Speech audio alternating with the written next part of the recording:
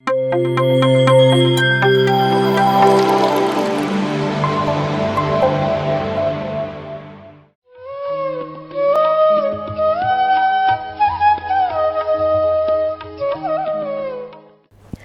ಆತ್ಮಬಂಧುಗಳಿಗೂ PMC Kannada ವೀಕ್ಷಕರಿಗೂ ತುಂಬು ಹೃದಯದ ನಮಸ್ಕಾರಗಳೊಂದಿಗೆ ಮಾತೃದೇವೋ ಭವ, ಪಿತೃದೇವೋ ಭವ, ಆಚಾರ್ಯ ದೇವೋ ಭವ, ಅತಿಥಿ ದೇವೋ ಭವ.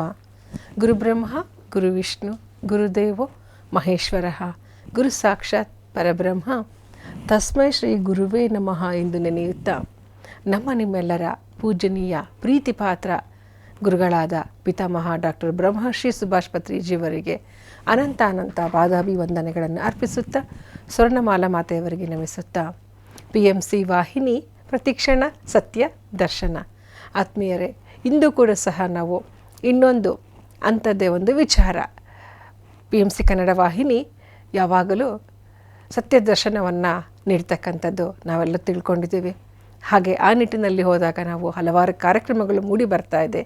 ಇಂದು ನಮಗೆ ಇನ್ನೊಂದು ವಿಚಾರವನ್ನು ತಿಳಿಸ್ಕೊಡ್ಲಿಕ್ಕೆ ಶ್ರೀಮತಿ ಶಶಿಕಲಾ ಮೇಡಮ್ ಅವರಿದ್ದಾರೆ. ಅವರಿಗೆ ನಾನು ಆತ್ಮಪೂರ್ವಕವಾಗಿ ಸ್ವಾಗತವನ್ನು ಕೋರ್ತಾ ಇದ್ದೇನೆ. ಮೇಡಮ್, ತಮಗೆ ಸ್ವಾಗತ. Thank you madam. ಆತ್ಮೀಯರೇ, ಯಾವಾಗಲೂ ನಾವು ಮಾತಾಡ್ತಾ ಇರ್ತೀವಿ, ಸಾವು ಮರಣ ಅನ್ನೋದ್ರ ಬಗ್ಗೆ ಹೇಳ್ತಾ ಇರ್ತೀವಿ. ಆಧ್ಯಾತ್ಮಿಕತೆ ಇರಬಹುದು ಅಥವಾ ಇಲ್ಲದೇನೂ ಇರಬಹುದು, ಆದರೆ ಸತ್ಯ ಒಂದೇ ಮರಣ ಅಂತಕ್ಕಂಥದ್ದು.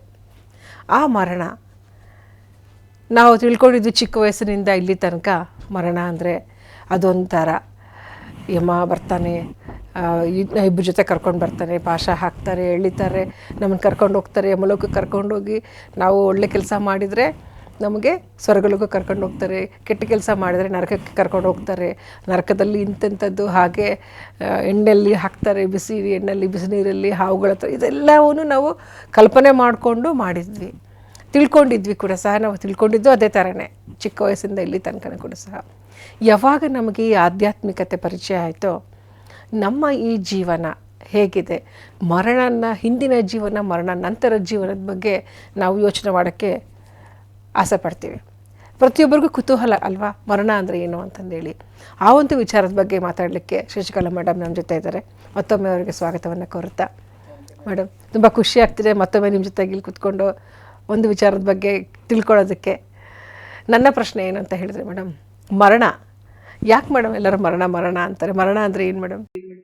ಮರಣ ಅಂದರೆ ಶರೀರದಿಂದ ಆತ್ಮ ಆಚೆ, ಶರೀರವನ್ನು ಬಿಟ್ಟು ಆಚೆ ಹೋಗೋದೇ ಮರಣ. ಅದನ್ನೇ ನಾವು ಮರಣ ಅಂತೀವಿ. ಈ ಶರೀರದಲ್ಲಿ ಆತ್ಮ ಇದ್ದರೆ ಅದನ್ನು ಶಿವಂ ಅಂತೀವಿ. ಯಾವಾಗ ಈ ಶರೀರದಿಂದ ಆತ್ಮ ಆಚೆ ಹೋಗುತ್ತೋ ಅದನ್ನು ಶವ ಅಂತೀವಿ, ಡೆಡ್ ಬಾಡಿ ಅಂತ. ಎಸ್, ನೋಡಿದ್ರಲ್ಲ ವೀಕ್ಷಕರೇ, ಶರೀರದಿಂದ ಆತ್ಮ ಬಿಟ್ಟು ಹೋಗೋದಕ್ಕೆ ಮರಣ ಅಂತ ಹೇಳ್ತೀವಿ. ಯಾವಾಗ ದೇಹ ಆ್ಯಕ್ಟಿವ್ ಆಗಿದ್ದಾಗೆ ಅಂದರೆ ಉಸಿರು ಇರುತ್ತೆ, ಆ ಉಸಿರು ಪ್ರಾಣವಾಯು ಅಥವಾ ಆತ್ಮ ಹೊರಗಡೆ ಹೋದಾಗ ಏನಾಗುತ್ತೆ, ನಮಗೆ ಜಡವಸ್ತು ಆಗುತ್ತಲ್ಲ, ಅದು ಮರಣ ಅಂತ ಮೇಡಮ್ ಅದ್ಭುತವಾಗಿ ತಿಳಿಸ್ಕೊಟ್ರು. ಮೇಡಮ್, ನಾವು ಯಾವಾಗಲೂ ಕೇಳ್ಕೊಳ್ತೀವಿ ಮರಣದ ಹಿಂದಿನ ಜೀವನ, ಮರಣದ ಮುಂದಿನ ಜೀವನ ಅಂಥೇಳಿ. ಹಿಂದಿನ ಜೀವನದ ನಾವು ಯಾವಾಗಲೂ ನೋಡ್ತಾ ಇದ್ದೀವಿ, ಈಗ ಆಲ್ರೆಡಿ ಇದ್ದೀವಿ. ಈಗ ಪ್ರೆಸೆಂಟ್ ಇರೋದೆಲ್ಲ ಈ ಜೀವನ, ಮರಣದ ಹಿಂದಿನ ಜೀವನ. ಮರಣ ನಂತರ ಜೀವನದ ಬಗ್ಗೆ ಸಾಕಷ್ಟು ನಾವು ಕೇಳಬೇಕು ಅಂತ ಕೇಳ್ಕೊತೀವಿ. ಅದು ಏನು ಮೇಡಮ್, ಮರಣ ನಂತರದ ಜೀವನ ಏನದು, ಯಾಕೆ ಅದು? ನಾವು ಸತ್ತೋದ್ಮೇಲೆ ಏನು ನಡೆಯುತ್ತೋ ಅದನ್ನು ತಿಳ್ಕೊಳ್ಳೋದೇ ಮರಣಾನಂತರ ಜೀವನ ಅಂತ ಅಂತೀವಿ. ಸತ್ತಿದ ನಂತರ ಅಂದರೆ ಮರಣದ ನಂತರ ಏನು ನಡೆಯುತ್ತೆ ನಮ್ಮ ಜೀವನದಲ್ಲಿ, ಏನು ನಡೆಯುತ್ತೋ, ನಮ್ಮ ಜೀವನದಲ್ಲಿ ಏನೇನು ನಡೆಯುತ್ತೋ ಅದನ್ನು ತಿಳ್ಕೊಳ್ಳೋದೇ ನಾವು ಮರಣಾನಂತರ ಜೀವನ ಅಂತೀವಿ. ಎಸ್ ಮೇಡಮ್, ಯಾವಾಗಲೂ ಹೇಳ್ತೀವಿ ಸತ್ತ ಮೇಲೆ ಯಾಕೆ ಯಮಲೋಕಕ್ಕೆ ಹೋಗ್ಬೇಕು ಅಂತೇಳಿ. ಯಾಕೆ ಮೇಡಮ್ ಅದು ಯಮಲೋಕ ಅಂತಕ್ಕಂಥದ್ದು?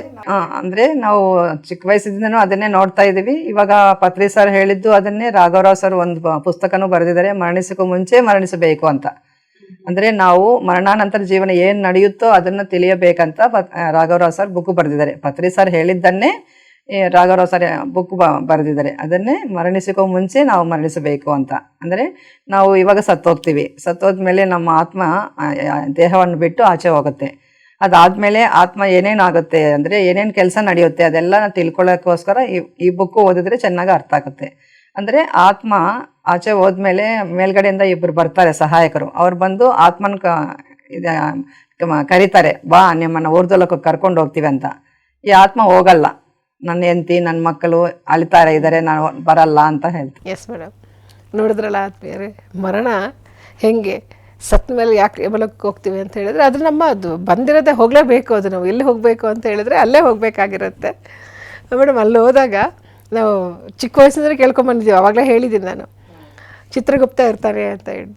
ಚಿತ್ರಗುಪ್ತ ಅಂದರೆ ಯಾರು, ಅವ್ರ ಕೆಲಸ ಏನು ಮೇಡಮ್? ಗುಪ್ತವಾಗಿ ಚಿತ್ರ ಬರೆಯೋನು ಅಂದರೆ ನಮ್ಮಲ್ಲೇ ಇರ್ತಾನೆ, ನಮ್ಮ ಅಂತರಾತ್ಮನೇ ಚಿತ್ರಗುಪ್ತ. ಅಂದರೆ ಯಮಲೋಕದಲ್ಲಿ ಯಮಧರ್ಮರಾಜು, ಯಮಲೋಕಕ್ಕೆ ರಾಜ ಯಮಧರ್ಮರಾಜು ಅವ್ರು ಇರ್ತಾರೆ. ಅವ್ರ ಕೆಳಗಡೆ ಅವ್ರ ಅಸಿಸ್ಟೆಂಟು ಈ ಚಿತ್ರಗುಪ್ತ.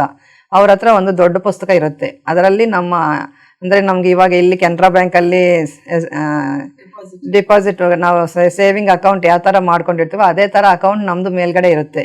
ನಾವು ಹುಟ್ಟಿದಾಗಿಂದ ಸಾಯೋವರೆಗೂ ಏನೇನು ಮಾಡಿರ್ತೀವೋ ಅದೆಲ್ಲ ಮೇಲ್ಗಡೆ ಅದೆಲ್ಲ ಅಕೌಂಟಲ್ಲಿ ಬರೆದಿರ್ತಾರೆ. ಸೊ ಅದನ್ನೆಲ್ಲ ನಾವು ಸತ್ತೋದ್ಮೇಲೆ ನಾವು ಅಲ್ಲಿ ಹೋದ್ಮೇಲೆ ನಮ್ದೆಲ್ಲ ಓಪನ್ ಮಾಡಿಬಿಟ್ಟು ಚಿತ್ರಗುಪ್ತ ಇದೆಲ್ಲ ಈ ಥರ ಮಾಡಿದ್ದಾರೆ, ಇದು ಪಾಪಕರ್ಮಗಳು ಇಷ್ಟು ಮಾಡಿದ್ದಾರೆ, ಪುಣ್ಯಕರ್ಮಗಳು ಇಷ್ಟು ಮಾಡಿದ್ದಾರೆ, ಪುಣ್ಯಕರ್ಮಗಳು ಮಾಡಿದರೆ ಸ್ವರ್ಗಲೋಕಕ್ಕೆ ಕಲಿಸ್ತಾರೆ, ಇಲ್ಲ ನಾವು ಪಾಪಕರ್ಮಗಳು ಜಾಸ್ತಿ ಮಾಡಿದರೆ ನರಕಲೋಕಕ್ಕೆ ಕಲಿಸ್ತಾರೆ, ಅಲ್ಲಿ ಹೋಗಿ ಪನಿಷ್ಮೆಂಟ್ ತಗೋಬೇಕಾಗುತ್ತೆ. ನೋಡ್ತಿದ್ರಲ್ಲ ಆತ್ಮೀಯರೇ, ಚಿತ್ರಗುಪ್ತ ಅಂದರೆ ನಮ್ಮ ಚಿತ್ರಣವನ್ನು ಗುಪ್ತವಾಗಿ ಬರಿತಕ್ಕಂಥನು, ನಮ್ಮಲ್ಲೇ ಇರ್ತಾರೆ, ಅವರೇ ಚಿತ್ರಗುಪ್ತ ಅಂತ ಹೇಳಿದ್ರು ಮೇಡಮ್. ಹೌದು, ಚಿತ್ರಗುಪ್ತರಿಗೆ ಒಬ್ರು ಇರ್ತಾರೆ, ಅವ್ರನ್ನ ಯಮ ಅಂತ ಹೇಳ್ತಾರೆ. ಯಮ ಅಂದರೆ ಯಾಕೆ ಅವ್ರನ್ನ ಯಮ ಅಂತ ಕರೀತಾರೆ ಮೇಡಮ್? ಆ ಯಮಲೋಕಕ್ಕೆ ರಾಜ ಅವರು, ಅದಕ್ಕೋಸ್ಕರ ಅಂದರೆ ಸಾಯೋ ಟೈಮಲ್ಲಿ ಅವ್ರು ಬರ್ತಾರಲ್ವಾ, ಒಂದು ಪಾಶ ತಗೊಂಡು ಬಂದು ನಮ್ಮನ್ನ ಮೇಲೆ ಹಾಕ್ಬಿಟ್ಟು ನಮ್ಮನ್ನ ತಗೊಂಡು ಬರ್ತಾರೆ. ಅಂದರೆ ನಮ್ಮ ಆತ್ಮ, ನಮ್ಮ ಒಳಗಡೆ ಇರೋ ಪಂಚಪ್ರಾಣವನ್ನು ಅವ್ರು ತಗೊಂಡು ಹೋಗ್ತಾರೆ. ಅದಕ್ಕೋಸ್ಕರನೇ ಯಮಧರ್ಮರಾಜ ಅಂತಾರೆ.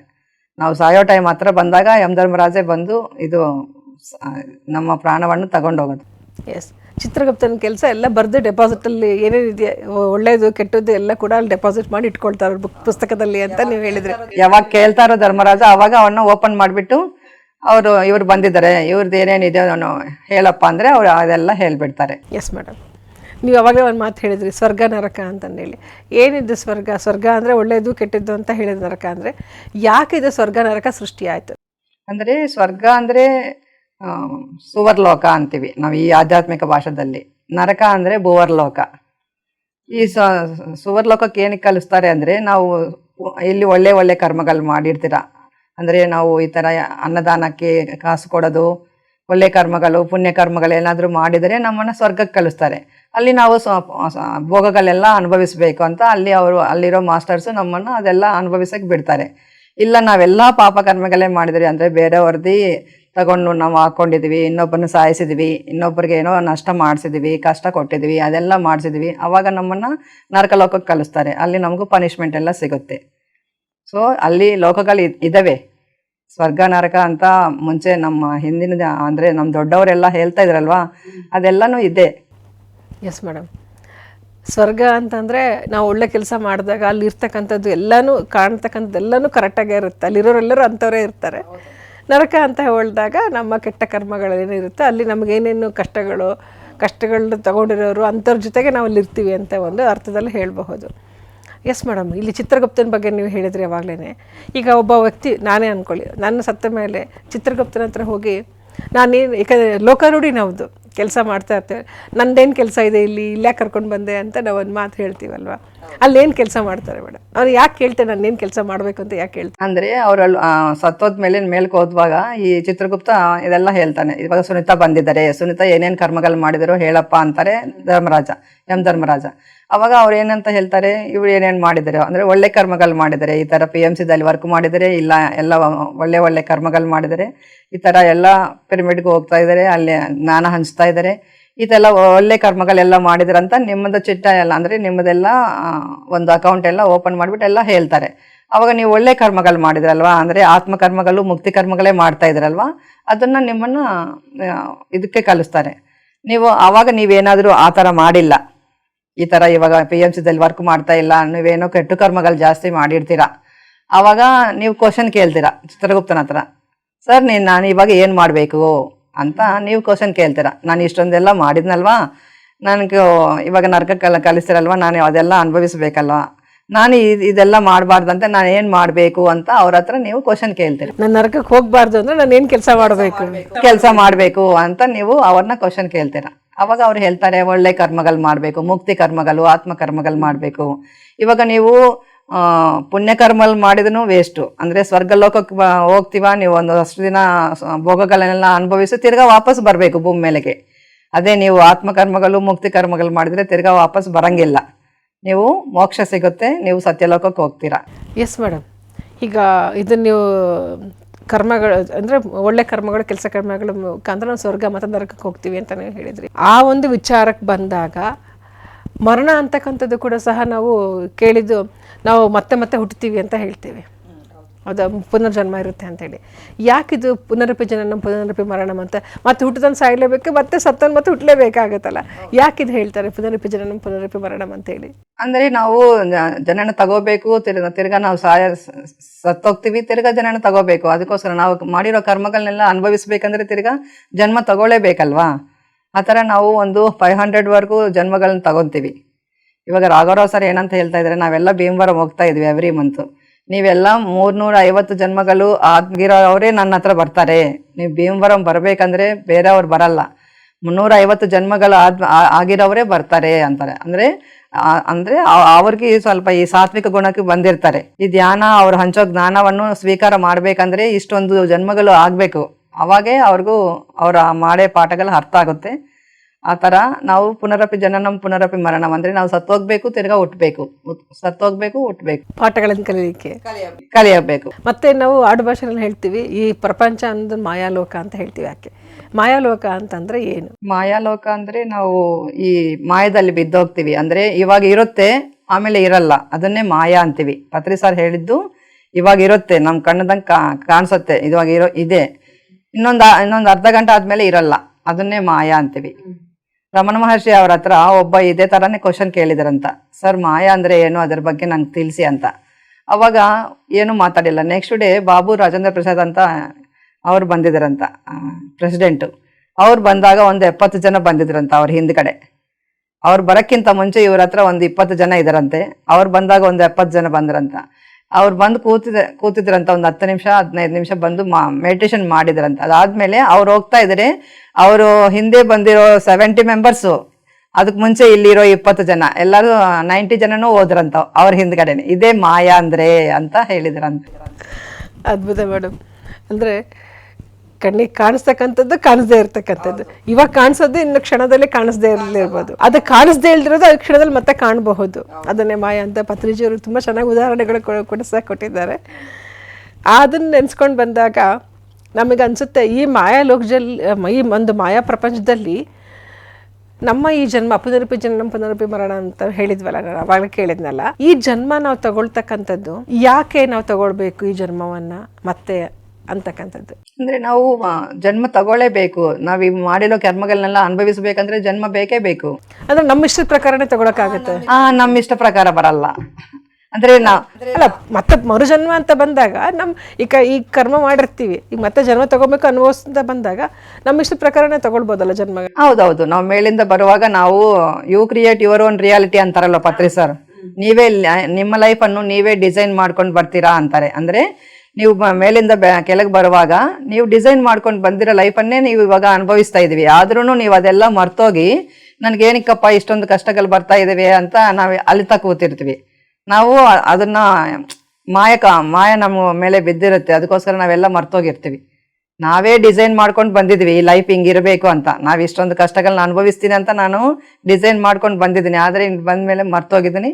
ಅದಕ್ಕೆ ದೇವರು ಈ ತರ ಏನಪ್ಪ ನನ್ನ ಮೇಲೆ ಕಣ್ಬಿಟ್ಟಿಲ್ಲ ಅಂತ ದೇವರ ಮೇಲೆ ನಾವು ಎತ್ತಾಕ್ತಿವಿ, ಭಾರ ಹಾಕ್ತಿವಿ, ಅವ್ರ ಮೇಲೆ ಇಟ್ಬಿಡ್ತೀವಿ.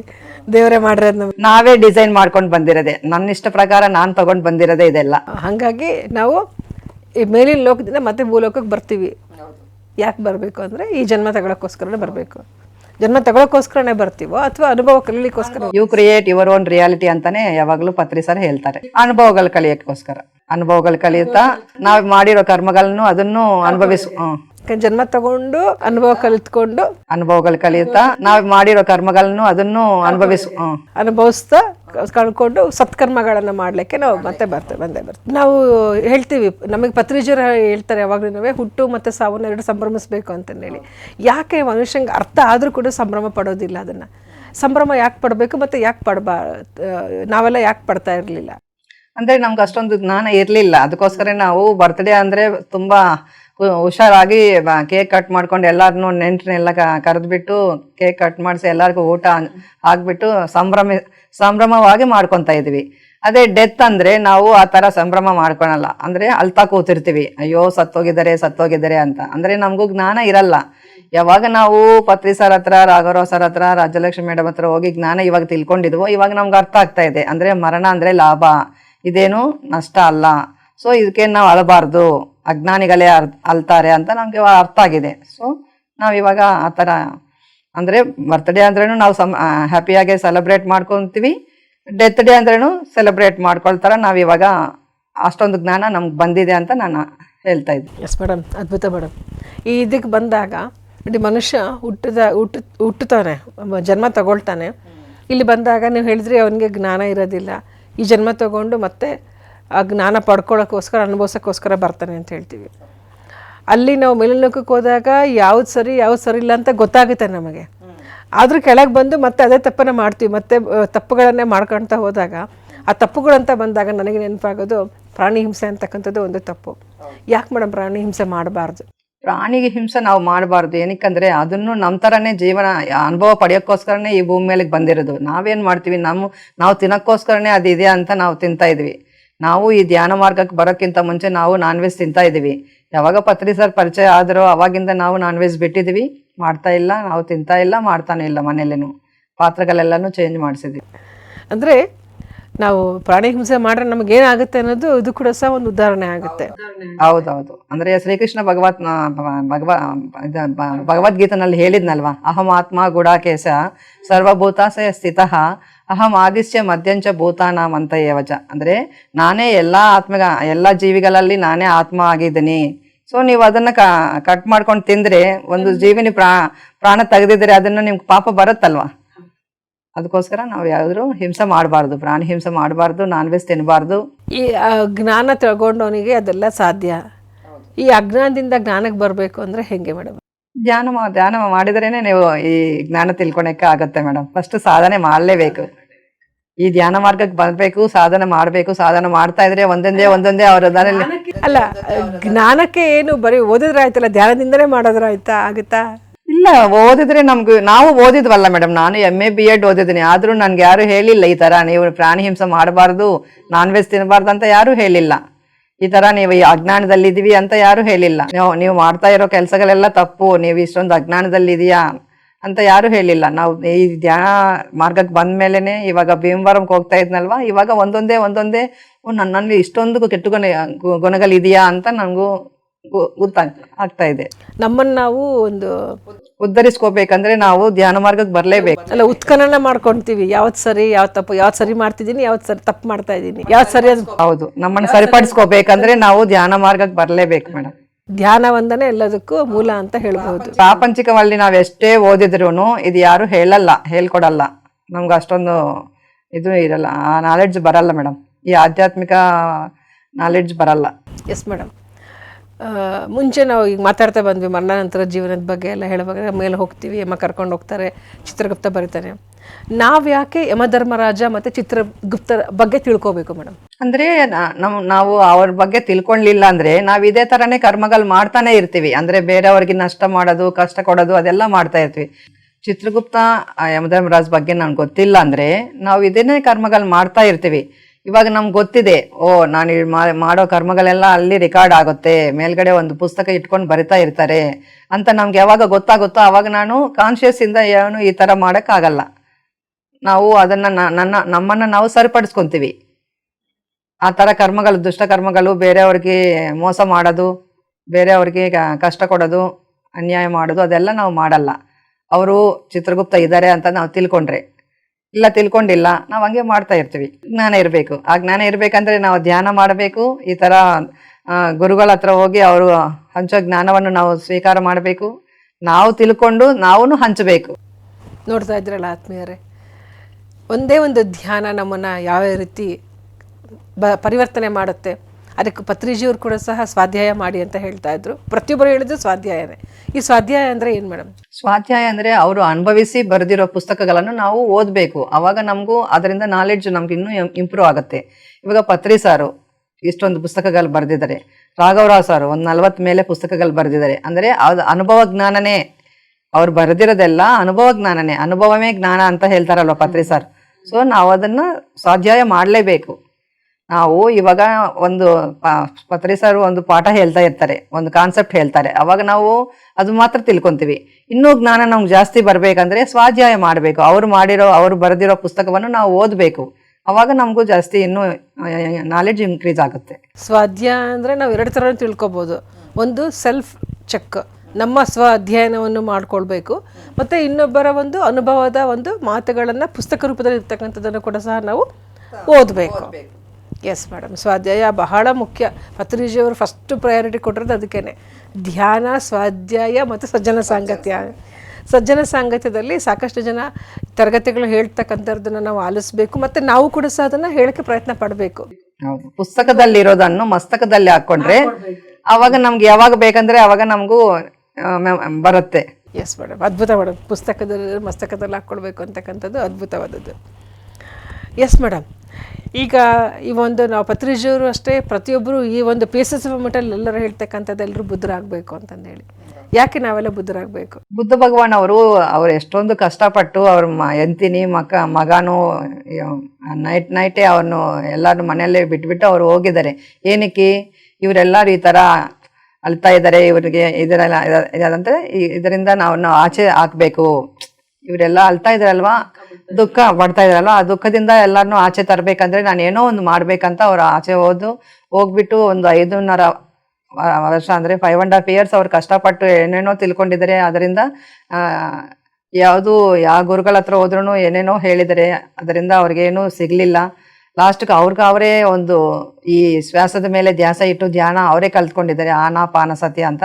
ಅವ್ರ ಪಾಠಕ್ಕೆ ಅವರು ಒಳಗಡೆ ಹೋಗೋ ಉಚ್ಛ್ವಾಸವನ್ನು ನಿಶ್ವಾಸವನ್ನು ಗಮನಿಸ್ತಾ ಕೂತಿದ್ದಾರೆ. ಅವ್ರಿಗೆಲ್ಲ ಅವ್ರ ಜನ್ಮ ತಿಳ್ಕೊಂಡಿದ್ದಾರೆ. ಅದಾದ್ಮೇಲೆ ಅವರು ಹಿಂದಿನ ಜನ್ಮಗಳೆಲ್ಲ ನೋಡ್ಕೊಂಡಿದ್ದಾರೆ. ಅದೆಲ್ಲ ಅವ್ರಿಗೆ ಜ್ಞಾನೋದಯ ಆಗಿದೆ.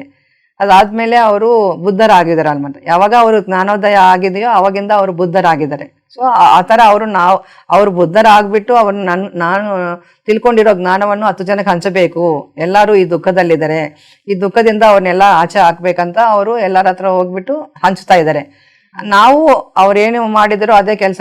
ನಾವು ತಿಳ್ಕೊಂಡಿರೋ ಜ್ಞಾನವನ್ನು ನಾವು ಹಂಚಬೇಕು. ನಾವು ಬುದ್ಧರಾಗಿ ನಾವು ಸುಮ್ಮನೆ ಮನೇಲಿ ಕೂತಿದ್ರೆ ವೇಸ್ಟು. ಪತ್ರಿ ಸರ್ ಆ ಥರ ಅನ್ಕೊಂಡಿದ್ದಾರೆ. ನಮಗೂ ಈ ಥರ ಇವಾಗ ನಾವು ಧ್ಯಾನವಂತರಾಗ್ತಾ ಇದ್ವಾ, ಈ ಥರ ಆಗಕ್ಕಾಗಲ್ವಲ್ಲ. ಅದ್ಭುತವಾಗಿ ಹೇಳಿದ್ರಿ. ಬುದ್ಧರಾಗಬೇಕು ಅಂತ ಹೇಳಿದ್ರೆ ನಾವು ಬುದ್ಧಿವಂತಿಕೆಯನ್ನು ಪಡಿಬೇಕು. ಬುದ್ಧಿ ಇರೋರೇ ಬುದ್ಧ ಅಂತ ಪತ್ರಿಜಿಯವರು ಯಾವಾಗಲೂ ಹೇಳ್ತಾ ಇದ್ರು.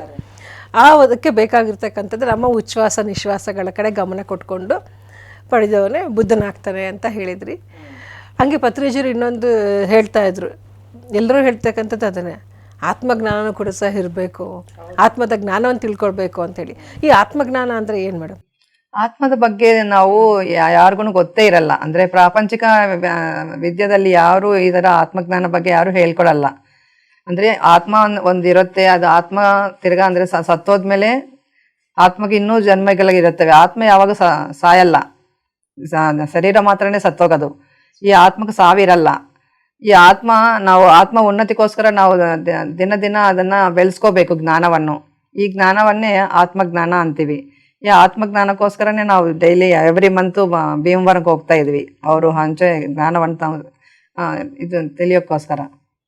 ಅವರು ನೀವು ಮಾತ್ರ ಜ್ಞಾನರಾದ್ರೆ ಸಾಕಾಗಲ್ಲ, ನೀವೆಲ್ಲರಿಗೂ ಹಂಚಬೇಕಂತ ಇವಾಗ ಎಲ್ಲರನ್ನೂ ಆಚೆ ಕಡೆ ಕಲಿಸ್ತಾ ಇದ್ದಾರೆ. ಎಲ್ಲರನ್ನೂ ಜ್ಞಾನಿಗಳನ್ನಾಗಿ ಮಾಡಬೇಕು ಮಾಡಬೇಕು ಅಂತ. ಆತ್ಮದ ಬಗ್ಗೆ ಯಾರು ತಿಳ್ಕೊಂಡಿರ್ತಾನೆ ಅವರೇ ಆತ್ಮಜ್ಞಾನಿಗಳು ಅಂತ ಹೇಳ್ತಾರೆ. ಮೇಡಮ್, ಅವಾಗಲೇ ನೀವು ಹೇಳ್ತಾ ಬಂದ್ರಿ, ಲೋಕಗಳ ಬಗ್ಗೆ ಹೇಳಿದ್ರಿ. ನೀವು ಯಾವಾಗಲೂ ಮಾಯಾಲೋಕ ಕೇಳಿದ್ವಿ, ಯಮಲೋಕ ಕೇಳಿದ್ವಿ. ನಾವು ಯಮಲೋಕಕ್ಕೆ ಹೋಗ್ತೀವಿ ಮರಣದ ನಂತರ ಅಂತಂದೇಳಿ, ಮತ್ತು ಸ್ವರ್ಗಲೋಕ ನರಕಲೋಕ ಇದೆಲ್ಲ ಮಾತಾಡಿದ್ವಿ. ಹಂಗಂತ ಬಂದಾಗ ಇಲ್ಲಿ ಊರ್ಧ್ವಲೋಕ ಮತ್ತು ಅಧೋಲೋಕ ಅಂತ 2 ಮಾತುಗಳು ಕೇಳ್ತಾ ಇರ್ತೀವಿ. ಇವೆರಡು ಏನು ಮೇಡಮ್, ಎಷ್ಟಿದಾವೆ ಮೇಡಮ್ ಅವು? ಊರ್ಧ್ವಲೋಕಗಳು 7 ಇದಾವೆ, ಅಧೋಲೋಕಗಳು 7 ಇದಾವೆ. 7 ಏದಂದ್ರೆ ಭೂಲೋಕ, ಭುವರ್ಲೋಕ, ಸುವರ್ಲೋಕ, ಜನಾಲೋಕ, ತಪೋಲೋಕ, ಮಹಾಲೋಕ, ಸತ್ಯಲೋಕ. ಈ 7 ಊರ್ಧ್ವಲೋಕಗಳು ಅಂತೀವಿ, ಮೇಲಿನ ಲೋಕಗಳು. ನಮ್ಮ ಭೂಮಿಗೆ ಮೇಲಿನ ಲೋಕಗಳನ್ನು ಊರ್ಧ್ವಲೋಕಗಳು ಅಂತೀವಿ. ಭೂಮಿಗೆ ಕೆಳಗಡೆ ಇರೋ ಲೋಕಗಳನ್ನು ಅಧೋಲೋಕಗಳು ಅಂತೀವಿ. ಅತಲ, ವಿತಲ, ಸುತಲ, ತಲಾತಲ, ರಸಾತಲ, ಮಹಾತಲ, ಪಾತಾಲ. ಈ 7 ಅಧೋಲೋಕಗಳು ಅಂತೀವಿ.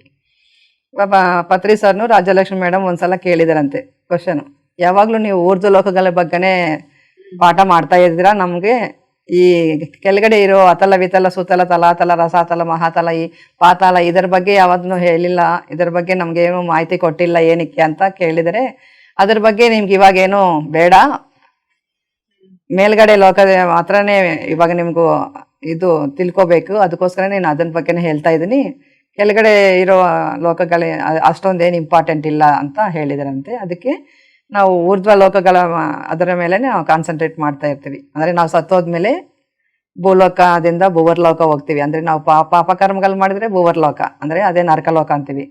ಇನ್ನು ಒಳ್ಳೆ ಕರ್ಮಗಳು ಪುಣ್ಯ ಕರ್ಮಗಳು ಮಾಡಿದ್ರೆ ಸುವರ್ಲೋಕ, ಅದೇ ಸ್ವರ್ಗಲೋಕ. ಇನ್ನು ಆತ್ಮಕರ್ಮಗಳು ಮುಕ್ತಿ ಕರ್ಮಗಳು ಜನಾಲೋಕದಿಂದ ಇನ್ನೂ ಆಚೆ ಹೋಗ್ಬೇಕಂದ್ರೆ ತಪೋಲೋಕ, ಮಹಾಲೋಕ, ಸತ್ಯಲೋಕ. ಅವಾಗ ಅಂದರೆ ಪತ್ರಿ ಸರ್ ಮಾಡ್ತಾರಲ್ವ ಈ ಥರ ಕಾರ್ಯಕ್ರಮಗಳೆಲ್ಲ ಮಾಡಿದ್ರೆ ನಾವು ಸತ್ಯಲೋಕಕ್ಕೆ ಹೋಗ್ತೀವಿ. ಅದ್ಭುತ ಮೇಡಮ್. ಹಾಗೆ ಈಗ ನಾವು ಇಲ್ಲಿ ಇಬ್ಬರು ಕೂತಿದ್ದೀವಿ ಅಂತ ಹೇಳಿದರೆ ನಮ್ಮಿಬ್ರಿಗೂ ಶ್ವಾಸ ಇದೆ, ಮತ್ತು ನಮ್ಮ ದೇಹದ ರಚನೆಯಲ್ಲಿ ಸಾಕಷ್ಟು ಕೋಶಗಳು ಇದ್ದಾವೆ ಅಂತ ಹೇಳ್ತೀವಿ. ಈ ಕೋಶಗಳಂತ ಬಂದಾಗ ಎಷ್ಟು ಥರದ ಕೋಶಗಳಿದೆ ಮೇಡಮ್? ಅವೇನು ಒಂದು 7 ಇದ್ದಾವೆ. ಅನ್ನಮಯ, ಮನೋಮಯ, ಪ್ರಾಣಮಯ, ವಿಜ್ಞಾನಮಯ, ಆನಂದಮಯ, ವಿಶ್ವಮಯ, ಈ ಥರ 7 ಕೋಶಗಳಿದ್ದಾವೆ. Thank you madam.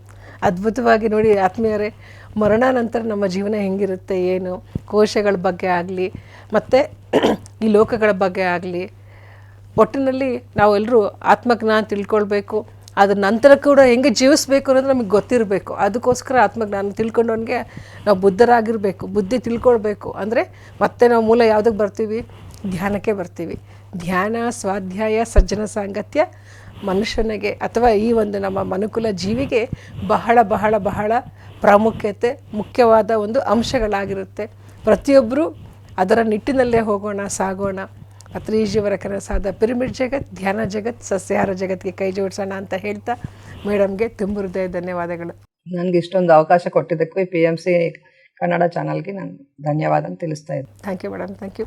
ಪ್ರತಿಯೊಬ್ಬರು PMC ವಾಹಿನಿಯನ್ನು ವೀಕ್ಷಿಸಿ, ಲೈಕ್ ಮಾಡಿ, ಶೇರ್ ಮಾಡಿ, ಸಬ್ಸ್ಕ್ರೈಬ್ ಮಾಡಿ, ಹಾಗೂ ಸಬ್ಸ್ಕ್ರೈಬ್ ಮಾಡಿಸಿ. ಇಷ್ಟು ಅವಕಾಶಗಳನ್ನು ಕೊಟ್ಟಿದ್ದಕ್ಕೆ ಧನ್ಯವಾದಗಳು. PMC ಕನ್ನಡ ಚಾನೆಲ್ ಅನ್ನು ಲೈಕ್ ಮಾಡಿ, ಶೇರ್ ಮಾಡಿ, ಸಬ್ಸ್ಕ್ರೈಬ್ ಮಾಡಿ ಮತ್ತು ಮಾಡಿಸಿ. ಎಲ್ಲರಿಗೂ ಧನ್ಯವಾದಗಳು.